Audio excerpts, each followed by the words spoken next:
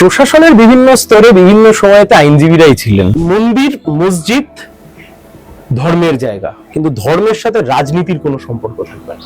এবারে আমাদের হোমওয়ার্ক খুব ভালো। আমাদেরকে ভোটে যত না কসরত করতে হয়, ভোটে যত না লড়াই করতে হয়, তার চাইতে বেশি লড়াই করতে হয় ভোটের আগে যে কোন ইস্যুতে ভোট হচ্ছে সেই ইস্যুগুলোকে ঠিক করবার জন্য।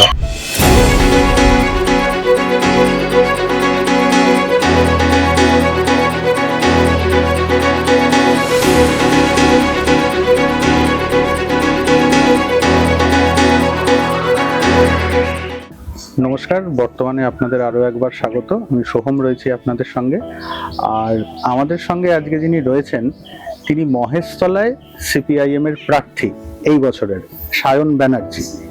গতবার অর্থাৎ 2024 সালে উনি দাঁড়িয়েছিলেন তমলুক লোকসভা কেন্দ্রে, হেরেছিলেন, কিন্তু পার্টির অন্দরে তার গুরুত্ব বেড়েছিল। তিনি হয়েছেন দক্ষিণ 24 পরগনার জেলার কমিটির সদস্য। সায়ন রয়েছে আমাদের সঙ্গে। সায়ন, আপনাকে স্বাগত বর্তমানে। Thank you. সায়ন, আপনি তো আইনজীবীও। সিপিআইএম কোথায় বেশি আছে, হেঁটে নেটে না কোটে? সমাজের সর্বস্তরে। প্রথমে আপনাদের সমস্ত দর্শকদেরকে অনেক শুভেচ্ছা এবং অভিনন্দন। সমস্ত স্তরে আমরা আছি। রাজনৈতিক কার্যকলাপ কোনো একটা স্তরে তো কখনো হয় না। রাজনীতি এবং সমাজ এই দুটো হচ্ছে সম্পৃক্তভাবে থাকে। ফলে সিপিআইএম সমাজের সর্বস্তরে আছে। প্রশাসনকে বিভিন্ন রকম ভাবে ইনফ্লুয়েন্স করবার জন্য যে যে দিক থেকে যা যা কিছু প্রয়োজনীয় হয়, সেটা রাস্তার আন্দোলন হতে পারে, সেটা একটা নেট মাধ্যমে চাপ দিয়ে করার একটা প্রবণতা হতে পারে। আমরা করেছি বিভিন্ন সময়তে, আমরা সে কাজ করেছি। প্রবণতাটা নেগেটিভ হবে ওয়ার্ডটা। কোর্ট থেকে তো অবশ্যই, ক্ষমতায় না থেকেও আমরা 100 দিনের কাজ তো শুরু করিয়েছি। সেটা রাস্তার আন্দোলন এবং আদালতের আন্দোলন দুয়ে মিলে হয়েছে। ক্ষমতাতে না থেকেও এই যে অবৈধ স্টুডেন্ট ইউনিয়ন গুলো, অবৈধ এই কারণে দীর্ঘদিন ধরে নির্বাচন হয় না, কিন্তু সেখান থেকে কোটি কোটি টাকা উঠছে ফেস্ট এবং অ্যানুয়াল ফেস্টের নামে। কোনো হিসাব নেই। ফাইন্যান্সের যে রুলস আছে সেখানে বলাই আছে যে একটা নির্দিষ্ট টাকার পরে সমস্ত কিছু টেন্ডার করে করতে হয়। আই ডাউট যে কতগুলো টেন্ডার করে এই কাজ হয়। আমরা সেটাকে আটকাতে পেরেছি। এর বাইরেও বিভিন্ন রকমের কাজ, আমি সব বলতে গেলে লিস্ট অনেক চওড়া হয়ে যায়। অনেকে বলে যে সিপিআইএম আজকাল খুব আইনজীবীদের দল হয়ে গেছে, তাদেরকে বেশি কোর্টে দেখা যায়। দেখুন, দুটো কথা। এক নম্বর কথা, এটা বললে আবার আমার কমরেডরাই আমার উপরে একটু চড়তে পারে। প্রশাসনের বিভিন্ন স্তরে বিভিন্ন সময়তে আইনজীবীরাই ছিলেন। মানে আমি তার মানে এটা বলছি না যে অন্য কেউ ছিলেন না। তাহলে আইনজীবীরা নতুন করে মানে পলিটিক্সে যুক্ত হচ্ছেন বেশি, বা অ্যাডমিনিস্ট্রেশনে যাওয়ার জন্য, বা এমএলএ বা এমপি বা পার্লামেন্ট বা লেজিসলেচারে যাওয়ার জন্য, অথবা একটা সোশ্যাল অ্যাঙ্গেল থেকে পলিটিক্যাল পার্টির হয়ে বিভিন্ন লড়াই আন্দোলনের জন্য, অলওয়েজ ইভেন লেফটিস্ট পার্টিতেও আমি একের পর এক স্টলওয়ার্ডসদের নাম করতে পারি। জ্যোতি বাসু, তিনি ব্যারিস্টার ছিলেন, প্র্যাকটিস করেননি আমাদের দেশে ফিরে, সেটা আলাদা বিষয়। মানে আমরা এক বাক্যে যাকে চিনি, জ্যোতি বসু, তিনি তো ব্যারিস্টার ছিলেন। সোমনাথ চট্টোপাধ্যায়, তিনি one of the finest constitutional advocates. তো আমাদের দেশে যদি কেউ থেকে থাকে অবশ্যই তো সোমনাথ বাবু। কিন্তু তাদেরকে আমরা লিডার হিসেবে চিনি। আদালতে সিপিআইএম এর হয়ে লড়াই করছে, বা সেই লড়াইয়ের পরে সিপিআইএম যদি কোনো জায়গা থেকে ডিভিডেন্ড নিচ্ছে, এই রকমটা কিন্তু খুব একটা দেখা যায়নি, যা মনে হয় ইদানিংকালে একটু বেশি। তার একটা অন্যতম কারণ হচ্ছে, আমরা যদি এই কম্প্যারিজনটা করতে বসি, তাহলে যখন আমরা ক্ষমতায় ছিলাম বা দায়িত্বে ছিলাম, আর এখন যখন ক্ষমতায় নেই বা দায়িত্বে নেই, এই দুটোকে এক করে দেখলে অসুবিধা হবে। ফলে একটা সময় ছিল, অবশ্যই আমরা তো প্রশাসনকে এক ফোনেই হয়তো কিছুটা মানে কথা বলতে পারতাম, বা আমরা যেটা করাতে চাইছি করাতে পারতাম আইনসঙ্গতভাবে, বেআইনি কথা বলছি না। ফলে সেটা তো এখন আমরা স্বাভাবিকভাবে একটা সাংবিধানিক আদালতের মধ্যে দিয়ে সেটা আমরা করতে পারছি। মানে লেজিসলেচারের কম্পেনসেশন কোর্টে বছর 5 আগে ভেবেছিলাম এরকম কিছু, বাট সেটা খুব ইম্যাচিওর ভাবনা। সেটা খুব ইম্যাচিওর। মানে লেজিসলেচারের অল্টারনেটিভ হিসেবে জুডিশিয়ারি, প্রথমত কনস্টিটিউশনাল অ্যাডভোকেট হিসেবে এটা খুব বোকা বোকা শোনাবে আমি যদি এটা বলি। 1, 2 সবটা করা যায় না। একটা সার্টেন পিরিয়ড অবধি করা যায়, একটা সার্টেন লেভেল অবধি করা যায়, কিন্তু সবটা জুডিশিয়ারির মধ্যে দিয়ে সম্ভব না, সবটা সম্ভব না। ওই যে বললাম 100 দিনের কাজ শুরু করানো গেল, সেন্ট্রাল গভর্নমেন্ট সুপ্রিম কোর্টে গেল, আবার সুপ্রিম কোর্টে হারলো, কিন্তু তারপরেও যে টালবাহানা করছে, মানে আদালতের বাইরের পরেও যে কাজটা আছে সেটা সম্পূর্ণটা আদালত দিয়ে সম্ভব না। মানে শিক্ষক নিয়োগ দুর্নীতির মামলায় তদন্তভার হলো বা চুরি হয়েছে, দুর্নীতি হয়েছে, সেটা প্রমাণিত হলো, ইত্যাদি ইত্যাদি, সেটা হলো, কিন্তু এর বাইরেও যে একটা বৃহৎ প্রেক্ষাপট রয়েছে সেটা সবটা জুডিশিয়ারি দ্বারা পসিবল না। কিন্তু হ্যাঁ, অবশ্যই আমরা জুডিশিয়ারির মাধ্যমে এক্সিকিউটিভকে অ্যাকাউন্টেবল করে রাখতে চেয়েছি, এটা আমাদের লোকানোর কোনো জায়গা নেই। এটা অবশ্যই ঠিক, যেহেতু আমাদের লেজিসলেচারে কোনো প্রতিনিধি ছিল না, সেই কারণে জুডিশিয়ারিতে সঙ্গত কারণেই, খুব ন্যায়সঙ্গত ভাবেই আমরা এই কাজ করেছি এবং সংবিধান মেনে করেছি। সায়ন, একটা কথা বিরোধীরা বলে থাকেন যে এই যে আপনারা যারা তরুণ, আপনাদের মানে মানুষ দেখতে ভালো লাগে তাদের, যে তারা দেখে বলে যে হ্যাঁ বাহ খুব ভালো প্রার্থী, কিন্তু আপনারা ভোট পান না। তাই কি এই একবার তমলুক, একবার মহেশতলা, এইভাবে ঘুরে ঘুরে ঘুরে ঘুরে আপনাদের প্রার্থী করা হয়? দেখুন, মানে বয়সে অত্যাধিক গ্যাপ, যদিও বা আমি ধৃষ্টতা দেখাতে চাই না, কিন্তু তবুও তো রাজনীতির ময়দান। যে কেউ তো বলতে পারেন না, মমতা বন্দ্যোপাধ্যায় গতবারে নন্দীগ্রাম, তাহলে মমতা বন্দ্যোপাধ্যায় এবারের ভবানীপুর কেন? যে কেউ তো বলতে পারেন স্বপন দাশগুপ্ত, যিনি রাসবিহারী বিজেপির প্রার্থী হয়েছিলেন, উনি সম্ভবত খুব ভুল না করলে গতবার হুগলি বা সম্ভবত তারকেশ্বরের দিকে কোথাও প্রার্থী হয়েছিলেন, তাহলে এই ইন্টারচেঞ্জ কেন? তাহলে বিষয়টা এইভাবে না দেখা উচিত বলেই আমাদের অ্যাপারেন্টলি মনে হয়। মানুষ ভোট দেবেন, যে কেউ, যে কোনো ব্যক্তি যে কোনো কেন্দ্রে দাঁড়াতে পারেন। রেস্ট অফ দ্য থিং, রাজ্যের মানুষের ভালো থাকা, রাজ্যের মানুষের শিক্ষা, স্বাস্থ্য, তাদের ওয়েলফেয়ার, সংবিধান মেনে সরকার চলছে কিনা, সংবিধান মেনে সোসাইটির যে একটা ফাউন্ডেশন বা বাউন্ডারি সেটা ঠিক থাকছে কিনা, আইনসভা তার মতো কাজ করছে কিনা, এক্সিকিউটিভ আনঅ্যাকাউন্টেবল হয়ে যাচ্ছে কিনা, সেটাই মূল বিষয়।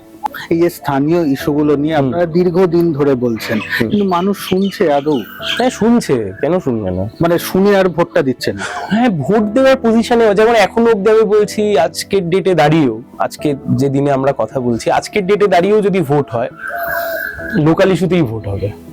কারণ এখনো অব্দি সেই যে মানে একটা পোলারাইজেশন বা একটা বাইনারি পলিটিক্স এখনো অব্দি এস্টাবলিশড হয়নি। আচ্ছা, সেটা আপনাদের অ্যাডভান্টেজ। অবশ্যই অ্যাডভান্টেজ। তার কারণ আমরা যতই ওই যে, মানে এটা আমি তো খুবই বলি যে আমাদেরকে ভোটে যত না কসরত করতে হয়, ভোটে যত না লড়াই করতে হয়, তার চাইতে বেশি লড়াই করতে হয় ভোটের আগে যে কোন ইস্যুতে ভোট হচ্ছে সেই ইস্যুগুলোকে ঠিক করবার জন্য। মূল ইস্যুতে যদি ভোট হয় আমরা ডিভিডেন্ড তুলবো, মূল ইস্যুতে যদি ভোট হয় আমরা জিতবো, কেউ আটকাতে পারবে না। কিন্তু ইস্যু যখন মূল থেকে ভুলে চলে যাচ্ছে, ইস্যু যখন মন্দির, মসজিদ, গির্জা, গুরুদ্বারা, ধর্ম ইত্যাদি ইত্যাদিতে সব ঢুকে যাচ্ছে, দাঙ্গা, হুইয়ুজ্জুদ্দি, এই সবে যখন ঢুকে যাচ্ছে, তখন আমরা আস্তে আস্তে পিছনের সারিতে চলে আসছি। আবার সেই রাজনীতির ইস্যু যখন থাকছে জমা জল, সেই রাজনীতির ইস্যু যখন থাকছে ড্রেন, সেই রাজনীতির ইস্যু যখন থাকছে বর্ষায় ভয়ঙ্কর পরিমাণে জল জমে যাওয়া, সেই রাজনীতির ইস্যু যখন থাকছে স্কুল বন্ধ হয়ে যাওয়া, সেই রাজনীতির ইস্যু যখন থাকছে আমাদের মতো কম বয়সীদের চাকরি না পাওয়ার যন্ত্রণা, শিল্প না আসার দুঃখ, মহিলাদের নিরাপত্তা, শ্রমিকদের মজুরি, কৃষকের ফসলের দাম, ওয়েলফেয়ার, স্টেটের অ্যাঙ্গেল, এই সব মিলিয়ে 100 দিনের কাজ, এই এজেন্ডায় যদি ভোট হয়, আজকের দিন অব্দি এজেন্ডা ঠিক আছে, এই এজেন্ডায় যদি ভোট হয় আমরা জিতবো। এই যে মন্দির, মসজিদ, এই যে ইস্যুগুলো বললেন, এই ইস্যুগুলো তো মনে হয় আপনারা আপনাদের ভোটারদেরকেও খুব একটা বোঝাতে পারছেন না। মানে তারাও তো সেই বাইনারিটা শুরু হলে তারাও তো সেইখানে গা ভাসিয়ে দিচ্ছে, যে কারণে এই যে বামের ভোট রামে, এইরকম একটা ন্যারেটিভ তৈরি হয়ে এসছে, যদিও সেইটা এখন প্রায় বলতে গেলে স্লোগানে পরিণত হয়ে গেছে। জেনারেলি ভোটের আগে যে কোনো প্রার্থী হলে আপনার এই সমালোচনা স্বীকার করতো না, কিন্তু আমি স্বীকার করছি। আচ্ছা, স্বীকার করছি এই কারণ এটা সত্যি, হয়তো আমরা সামগ্রিকভাবে এই একটা যে বাইনারি পলিটিক্স, সেই বাইনারি পলিটিক্সটা থেকে মুখ ঘোরাতে আমরাও ব্যর্থ হয়েছি। কিন্তু এবারে কিন্তু আমাদের গ্রাউন্ড ওয়ার্ক খুব ভালো, এবারে আমাদের হোমওয়ার্ক খুব ভালো। আচ্ছা, আমরাও বিভিন্ন ইস্যুকে অ্যানালাইসিস করে কোথায় কি আছে না আছে আমরাও নেমেছি। মানুষও খুব বিরক্ত, মানে বেসিক্যালি বিরক্ত। হ্যাঁ, দেখুন, মন্দির করবার জন্য আপনি আমার গ্রামে বসে আছেন, আমার গ্রামে টোটাল সব মিলিয়ে আমি আপনাকে বলছি, একটা দুটো দুর্গা পুজো, দুটো কালী পুজো, ওইদিকে মানে গোটা সরস্বতী পুজোর দিন 10-15টা সরস্বতী পুজো, দুটো কালী পুজো, দুটো দুর্গা পুজো আমাদের গ্রামে হয়। এটা করবার জন্য ক্লাব আছে, এটা করবার জন্য এমএলএ কেও লাগে না, এটা করবার জন্য এমপি কেও লাগে না, এটা করবার জন্য সরকারকেও লাগে না। আপনি যদি এখান থেকে একটু এগিয়ে যান চম্পাহাটির দিকে, সেখানে দেখবেন এক বিশাল মন্দির হয়েছে, জগন্নাথ দেবের মন্দির। ওই রথ টানা হয় যে সময় থেকে, বহু পুরনো, এখানে রথ মেলা হয়। সেই মন্দির করবার জন্য তো কোনো এমএলএমপি কে প্রয়োজন হয়নি, সেখানে যে ক্লাব আছে সেই ক্লাব চাঁদা তুলে করেছে। কিন্তু বর্তমান সময়ের আপনি রাজনীতির প্রেক্ষাপটটা দেখুন, বর্তমান সময়ে রাজনীতির প্রেক্ষাপটে সবটাই ধর্ম হয়ে গেছে, একদম সবটাই ধর্ম। এবং এটা এতটাই মুখরোচক আঙ্গিকে প্রেজেন্ট করা হচ্ছে, ফলে স্বাভাবিকভাবে যারা ভাবছেন একটা সময় অবধি গিয়ে যে না লেফট বামপন্থীরা তারাই ঠিক বলছে, এই ইস্যুগুলোই ঠিক, তখন তারাও কোথাও গিয়ে হয়তো একটা গুলিয়ে গেছেন একটা সময় অবধি। কিন্তু আমরা খুবই আত্মবিশ্বাসী এবার যে এবার সেটা হবে না। আমি দেখছিলাম মহেশতলাতে 2018-তে মনে হয় একটা বাই ইলেকশন হয়েছিল, তারপর থেকেই লেফটের ভোটটাই 11-12 এইরকম একটা জায়গার মধ্যে আটকে গেছে আর কি।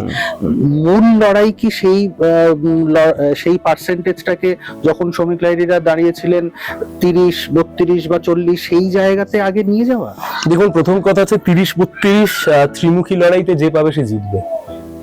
এই লড়াই ত্রিমুখী বলছেন? অবশ্যই, আচ্ছা, মানে কোনো ডাউট নেই, অবশ্যই ত্রিমুখী লড়াই। কারণ 2026-এর ভোটটা 2021 সালের মতো নয়। 2021 সালে আমরা পরে গিয়ে বুঝেছিলাম, বা ভোটের সময়তে একটু বুঝতে পারছিলাম, কিন্তু কখনো আমাদের এরকম এক্সপিরিয়েন্স নেই বলে আমরা হয়তো সবটা বিশ্বাস করতে পারিনি, যে মানুষ একটা প্রিপোল ডিসাইড করে নিয়েছিলেন যে অমুক, এবং সেই অমুকের মধ্যে আমরা ছিলাম না, এটা বাস্তব। এইবারের নির্বাচন কিন্তু আদতেও সেটা নয়। 2026-এর নির্বাচন খুব খোলা মনে ইলেক্টরেট যারা আছেন তারা ভাবছেন, বুঝছেন, মাইনরিটি অঞ্চল তারা বুঝতে পারছেন, তারা বুঝছেন যে রাজ্যের সরকার আসলে ছেলে খেলা করেছে সংখ্যালঘু মুসলিম মানুষজনকে নিয়ে।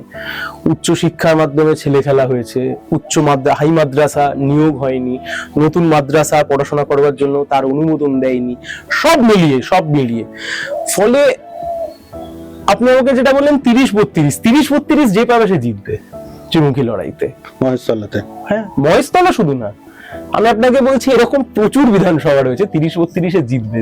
30-32 ডিসাইডিং ফ্যাক্টর হবে। এটা আমাদের একটা বেনিফিট যে পশ্চিমবাংলার একটা বড় অংশের মানুষ তারা প্রোগ্রেসিভ চিন্তাধারায় বিশ্বাসী। আমার উত্তরটা খুব পরিষ্কার, খুব সোজা, আমরা খুব স্পষ্ট ভাষায় বলছি যে মন্দির মসজিদ ধর্মের জায়গা, কিন্তু ধর্মের সাথে রাজনীতির কোনো সম্পর্ক থাকবে না। একটা প্রশ্ন উঠছে জানেন তো, যে আপনারা নাকি গণসঙ্গীতকে একটুখানি রেখে দিয়ে এখনকার গানকে একটু এগিয়ে দিচ্ছেন। গণসঙ্গীত মানে তো মানুষের কথা। হ্যাঁ, মানুষের কথা অন্যভাবে বললেও বা ক্ষতি কি? মানুষের কথাই তো, প্যাটার্নটা একটু বদলে।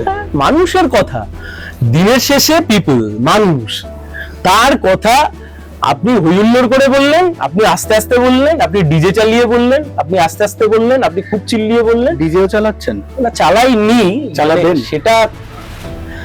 হ্যাঁ, না আমি পারমিশন পেলে আমার চালাতে অসুবিধা নেই। আচ্ছা, জিততে হবে, এই তো আসল কথা, জিততে হবে। থিম সং করে ভোট পাওয়া যায়, মানুষের কাছে পৌঁছানো যায়। আচ্ছা, মানে গান গেয়ে বিতর্ককে ডাকছেন? না, মানে আমি সবকিছুতে বিতর্ককে ডাকতে পারি, আমি বললাম। আচ্ছা, মানে আমি বললাম ডেমোক্রেসিতে বিতর্ক থাকবে না, অবশ্যই থাকবে। আপনার মনে হতেই পারে যে সায়ন তোমার এই কালো পাঞ্জাবি তোমাকে ভালো লাগছে, অন্য কেউ এসে বললো জঘন্য লাগছে। হ্যাঁ, মানে আপনার ফেভারিট সিঙ্গার কে মানে এখন আছে বাংলায়? একজন, যে কেউ, বাংলা হিন্দি মিলিয়ে। রূপম ইসলাম। তো রূপম ইসলামের সবচাইতে ভালো গান, হ্যাঁ, আরো একবার চলো ফিরে যাই বা হাসনু হানা, আপনি যদি খোলেন দেখবেন ওখানে লাখ লাখ ডিসলাইক আছে। ফলে আপনি যেটা সবচাইতে ভালো মনে করেন, এই সমাজের প্রচুর মানুষ সেটাকে ভালোই বাসে না। সেম, আমি যাকে সবচাইতে ভালো মনে করি, সবচাইতে আমার চোখে যেটা ভালো, আর 5 জনের কাছে হয়তো সেটা খারাপ। এখন সেই খারাপটা তাদের গায়ের ঝাল মেটানোর খারাপ নাকি সেটা কনস্ট্রাকটিভ খারাপ, সেটা আলাদা বিষয়। সায়ন বলছেন যে করে হোক ভোট পেতে হবে, যে করে হোক মানুষের কাছে পৌঁছতে হবে। তা নিয়ে বিতর্ক থাকতে পারে, সেই বিতর্ককে উনি আহ্বান জানাচ্ছেন। কিন্তু শেষ পর্যন্ত কি হয়, মানুষের কতটা কাছে সায়ন পৌঁছতে পারেন বা সিপিআইএম পৌঁছতে পারে, তা কিন্তু বলবে 4ই মে।